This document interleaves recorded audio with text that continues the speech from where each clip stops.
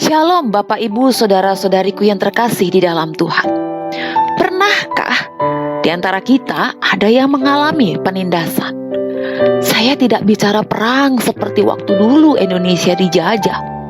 Tetapi pada saat ini loh, saat kita berada di lingkungan sekolah atau di kantor pada waktu kita bekerja. Pernahkah dulu pada waktu di sekolah ada orang yang membuli saudara? Nggak sekali, tapi berkali-kali. Atau pada waktu di kantor ada yang menyikut saudara karena posisi dan gaji. Apa rasanya?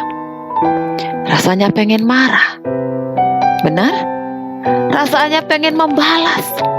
Rasanya ingin balik melakukan apa yang orang tersebut lakukan kepada kita. Tapi saya tahu banyak di antara kita yang tidak mau mengumbar emosi kita. Kita tahu bahwa kalau emosi ini bisa saja tidak terkontrol. Saudara, Mazmur 9 ayat 6-8 ini berbicara bagaimana Daud pernah mengalami hal yang serupa. Dan Allah lah yang menjadi pembelanya. Saya akan bacakan. Mazmur 9 ayat 6-8. Engkau telah menghardik bangsa-bangsa, telah membinasakan orang-orang fasik. Nama mereka telah kau hapuskan untuk seterusnya dan selama-lamanya. Musuh telah habis binasa, menjadi timbunan puing senantiasa. Kota-kota telah kau runtuhkan, lenyaplah ingatan kepadanya. Tetapi Tuhan bersemayam untuk selama-lamanya. Tahtanya didirikannya untuk menjalankan penghakiman. Di sini Daud dengan sangat kuat meyakinkan bahwa kalau Tuhan menjadi pembela kita, maka dialah yang akan menghardik orang-orang fasik itu, menghardik bangsa-bangsa yang fasik itu. Ia telah membinasakan orang-orang itu. Pada zaman Daud dituliskan demikian. Terbukti nama mereka bahkan telah dihapuskan oleh Tuhan untuk seterusnya, selama-lamanya.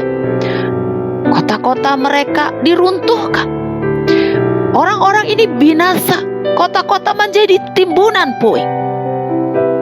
Saudara, ekspresi ini merupakan gambaran bagaimana Tuhan benar-benar membela Daud. Daud mengatakan di sini bahwa Tuhan tidak akan diam pada saat berhadapan dengan orang-orang fasik, orang-orang yang jahat, pada saat mereka menindas orang-orang benar. Karena orang-orang fasik itu akan berakhir dengan kebinasaan. Di sana juga dikatakan, tetapi Tuhan bersemayam untuk selama-lamanya. Kita mungkin mengira Daud akan mengkontraskan dirinya dengan orang fasik. Dia bijaksana, rendah hati. Dia dengan penuh bangga mengatakan bahwa Allah lah yang menjadi hakim atas orang-orang jahat itu. Daud tahu bahwa Allah ada di pihaknya, dan mereka yang memusuhinya bermusuhan dengan Allah sendiri. Bagian kalimat terakhir luar biasa indahnya. Tahtanya didirikannya untuk menjalankan penghakiman. Daud menantikan pemerintahan Allah yang final, yang tertinggi atas orang-orang fasik ini. Di sini adalah ekspresi yang sempurna dari penghakiman Allah yang adil, dan pada saat yang sama gambaran kerendahan hati Daud yang mengenal kekuatan Tuhannya yang juga menjadi pembelanya. 1000 tahun setelah masa Daud, Rasul Paulus mengutip kalimat dalam Kisah Para Rasul 17 ayat 31. Karena ia telah menetapkan suatu hari pada waktu mana ia dengan adil akan menghakimi dunia oleh seorang yang telah ditentukannya.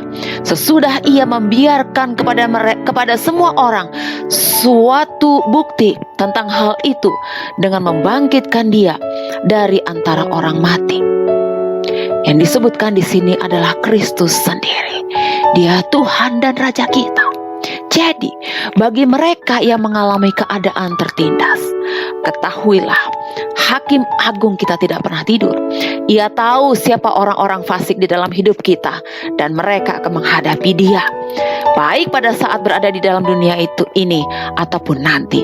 Jadi tetaplah tenang bersama Tuhan, tetaplah fokus pada jalannya dan pekerjaannya.